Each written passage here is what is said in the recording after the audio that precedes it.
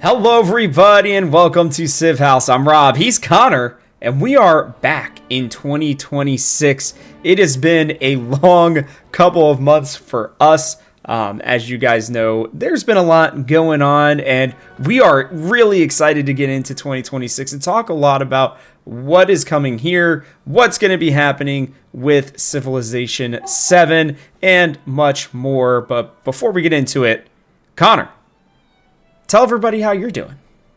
Yeah, doing good.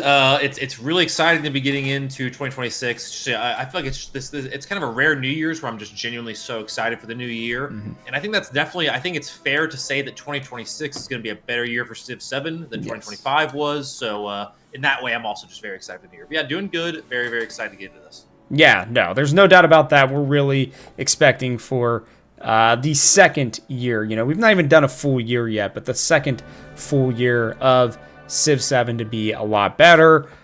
As always, we ask that you guys like and subscribe so you don't miss out on any of the great Civilization 7 content. Wow, I haven't done this in a bit here at Civ House. Also, let us know in the comment section below what you are most excited for with Civ 7 in 2026. Let's just get into it here, Connor. I think what we want to do is we want to be a little bit more just, I don't know, conversational with you guys, basically. And we want to talk, a little bit more about like how we're feeling with the game, and just different things that we're noticing, what we're having fun playing, all that kind of stuff. And we wanted to start off the new year with a couple different things that we are excited for with this year, as it is a new year. And as I just said, we're getting ready to head into the second year of Civ 7. And Connor, if you would like to get started, you can. Sure. If you want me to, I can do that as well, but I'll leave it up to you. Yeah, I'm happy to. Yeah, I feel like there's a lot to like about Civ in 2026, and that's tricky to say because I do think we're kidding ourselves if we would be saying that 2025 wasn't a hard year for the game. I think that the way Civ 7 kind of came out of the gate, it just didn't meet the expectations of the player base for one reason or another, whether it was initial UI bugs or age transitions or whatever it may be. But it really does feel like a corner has been turned, especially with these last few updates and some of the ones that we expect this coming year. So for me, I'm most excited for Civ 7 in 2026 because it feels like we have learned from a certain set of experiences that happened last year, and there's also so much more to iterate on. It's not like Firaxis is coming out with Civ 8 in 2026 or 2027, right? Like, we are going to be on Civ 7 for a little bit, and I think developers see the kind of long-term play with this game. So I would say, by the, where we're at now, January 2nd, this is going to come out on the 3rd, I think, to where we're going to be at the end of the year, this should be a completely different game. So if you're coming to this channel and you haven't been around for a while and maybe you only played Civ 7 when it first came out, I really would give it an earnest second look in 2026, especially if they add some of the things that Rob and I are thinking they will add. So yeah, there's no doubt about that. And I think, what I'm most excited for are the things that they have already talked about. Like, they have clearly been listening to us. They've been listening to the things that we want to change.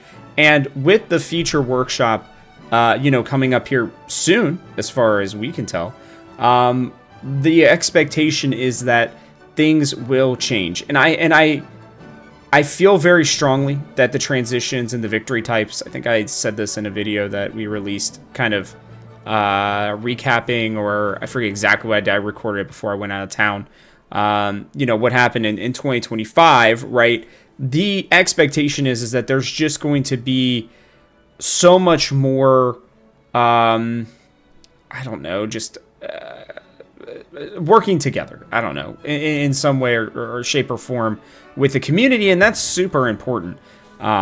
So I feel like when we're looking ahead, when we're looking at the ability for Civ 7 to really, I think, be reestablished with the veteran players, the core fan base of, Civilization games, this is going to be that year. And we've seen that in years past. I know everybody likes to make that excuse, but guys, with Civ 5, with Civ 6, this is very much what happened. I've said it multiple times before, but I remember jumping on Civ 5 and playing a couple games and be like, okay, like, I guess that's it, because I think there were only like 12 leaders in Civs that were initially a part of the game. more things got added, the updates got better, the game got better. I fully believe that that's going to be the case with this one. What I will say too, and something I'm excited for, is a true expansion. Connor, this is something that I think a lot of people have been waiting for. I actually found a Reddit post that has the exact dates. It was 637 days after launch for Civ 5's first expansion, 475 for Civ 6's. What that means to me is somewhere near the probably beginning of quarter 4, I believe that we could get our first expansion here for Civilization 7. I have been begging for a religion expansion of some kind. I think that that might be something that we will see, something like that, or a World Congress diplomatic one. What do you think about, just, I guess, the general idea of an expansion? Do you think it's possible this year, or do you think we're going to have to wait till next year? I think it's super possible. I think that devs, there's definitely a certain sense of urgency with this game, even though it feels like, to your point, this is kind of a cyclical thing that we deal with a lot of Civ games as they release, is that we get these kind of later patches, and the game as it releases is typically not the kind of final state product we get it in. So I think it's not far-fetched at all to think like of a quarter 2 through quarter 4 expansion.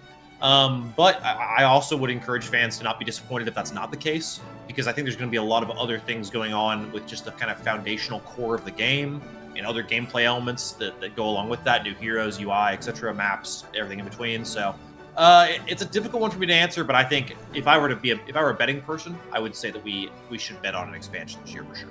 Yeah, no doubt about that. And I think, with that, we will still be getting different collections. I don't know if we're going to be fully moving to just collections or if it's going to be collections and expansions. How that's all going to work yet, we really don't know, because for a game that has a life cycle as long as Civ games do, we're still in its infancy. And I think that that's something that is really important.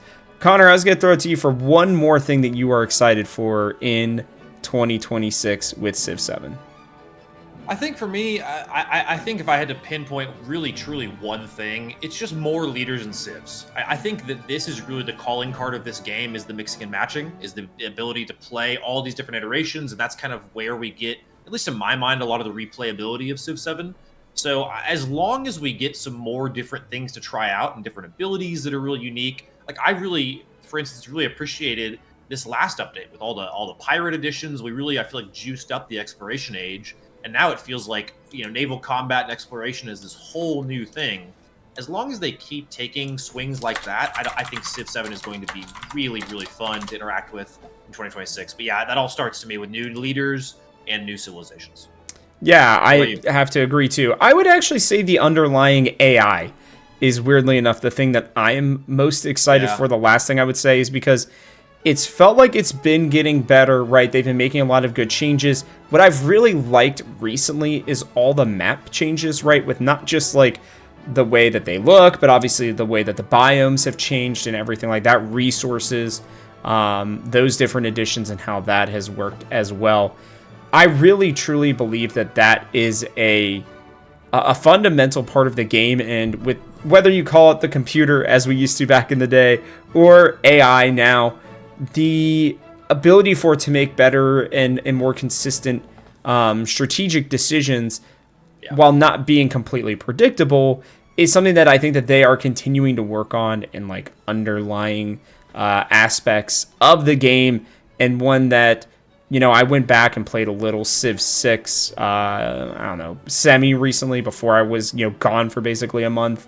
And I will say the AI decisions definitely felt worse to me personally than in Civ 7. I think they've been doing a better job, and I think the ability to continue stacking that is one that has not really been talked about much amongst, the Civ fam out there, the community as a whole, and one that I am personally very excited for, is it will continue to make the maps different. It will continue to make the replayability different. Not that replayability, I think, is too much of an issue for Civilization 7, but if you're like me and you like to play certain leaders and certain civs pretty consistently, the games can get a little bit dull without really good AI and without different decision making coming from the computers. So Those are things that I definitely am looking forward to, and I know that you see it in every patch. Like, there's just new little changes that they are making, and I think that's going to consistently make this game even better. So that's really all that I had. I don't know if you've got any final words before we send it off here and get ready for 2026, Connor. I do have one more thing. I think that as a member of the Civ community, I think that it is fair that we hold developers to a high standard. I mean, Firaxis and 2K have been making games for a long time. They know what it takes to make a great game, and they know their community. I think devs seem like they're earnestly trying to improve this game and make it better. But I do think it's fair for the player base to call out developers and in a sense demand that and kind of demand their best, because this is a game and a franchise that so many people not only just love this one, but have loved for decades. And so I think that when you're dealing with something like this, it just has a certain weight to it and a certain sense of urgency to it. So I feel good about it. We tend to be more optimistic on this channel than pessimistic. I think just overall, you and I's characters are more like that. So it makes sense. But I do think there is a little bit of room for some kind of just, I don't know, constructive criticism for devs with something like this. So, but like you said, Rob, overall, I'm very, very stoked for this year. This is one that should be way more positive than negative of a year for the game. So you're probably going to see that sentiment mirrored here. But yeah, just honestly excited to be talking with you all again. It's been a little bit. We cover a lot of other games here at the Game House. Like, we have a Pokemon channel, a Deadlock channel, a general gaming channel. We do sports and esports and gaming. So